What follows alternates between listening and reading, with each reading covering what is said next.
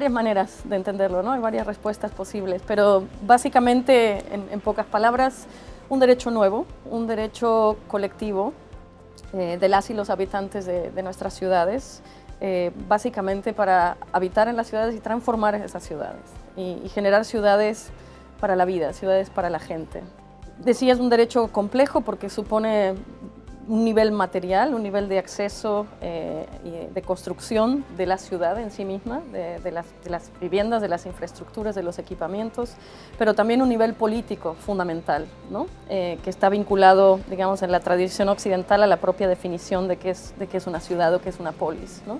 Es básicamente entendido no como un espacio físico simplemente, sino sobre todo como un espacio político, de organización, de autoorganización y de toma de decisiones sobre el presente y el futuro de esa comunidad. Y este es un sentido fundamental del derecho a la ciudad y que hoy se vuelve quizá más urgente que nunca, ¿no? Frente a las situaciones de retrocesos democráticos y sobre todo a partir de los estados-nación que está viviendo en el mundo. Insistir en esta capacidad de la gente de construir la ciudad, de hacer la ciudad todos los días también, con su vida cotidiana, y de transformarla, y transformar esa ciudad, que significa transformar la sociedad también, ¿no? En una sociedad más democrática, con preocupaciones sobre la sustentabilidad y por supuesto la cuestión medioambiental, y en una sociedad que suponga una economía también para la vida y para las necesidades de la gente, y no para la especulación y el lucro.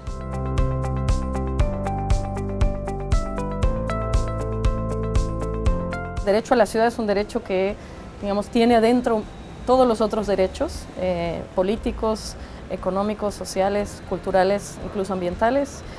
Entonces, la cantidad de políticas públicas y de acciones que se necesitan son muy amplias, ¿no?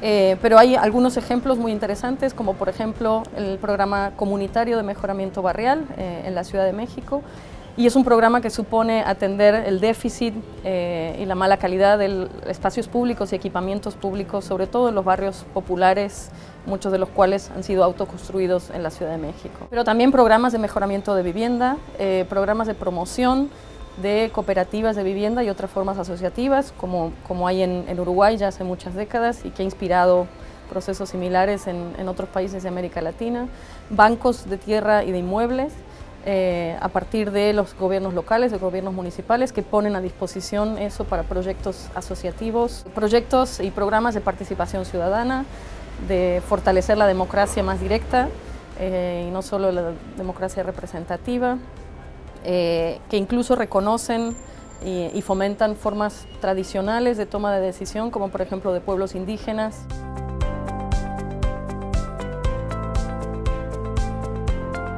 Digamos que hay todo un rango de acciones distintas que se están haciendo, digamos, desde lo más concreto, inmediato, autogestión, autoorganización, reclamar los espacios, ocupar los espacios, gestionar programas locales, ¿no? Que puede ser desde comedores populares, programas para niños, actividades culturales, ocupar los espacios públicos y centros cívicos y llenarlos de actividades de distinto tipo, reclamar el derecho a la vivienda también, por supuesto, frenar desalojos, ¿no?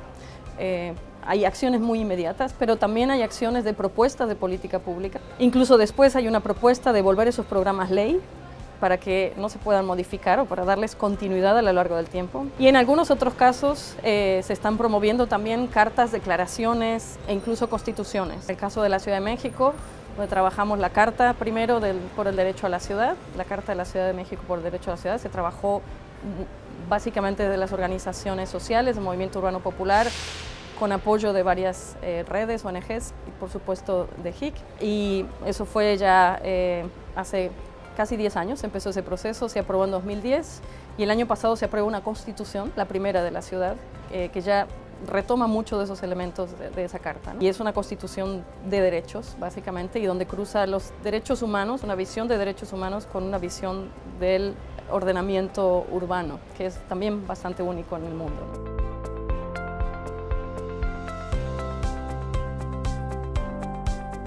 Yo diría que aporta justamente esta mirada integral, y la mirada integral que supone ir más allá de la fragmentación y de la especialización, ¿no? Las agendas globales reproducen un poco una lógica que tenemos en la formación, de las y los profesionales a nivel académico, universitario, etcétera, reproducen la manera en que se organiza la administración pública, que también es muy temática, muy sectorial, y las agendas globales a veces pecan un poco de lo mismo, ¿no? Justamente desde la Plataforma Global por el Derecho a la Ciudad, desde HIC y otras redes, intentamos con el derecho a la ciudad llamar la atención sobre esa falta de integralidad, esa falta de coherencia en esas agendas, las contradicciones que hay.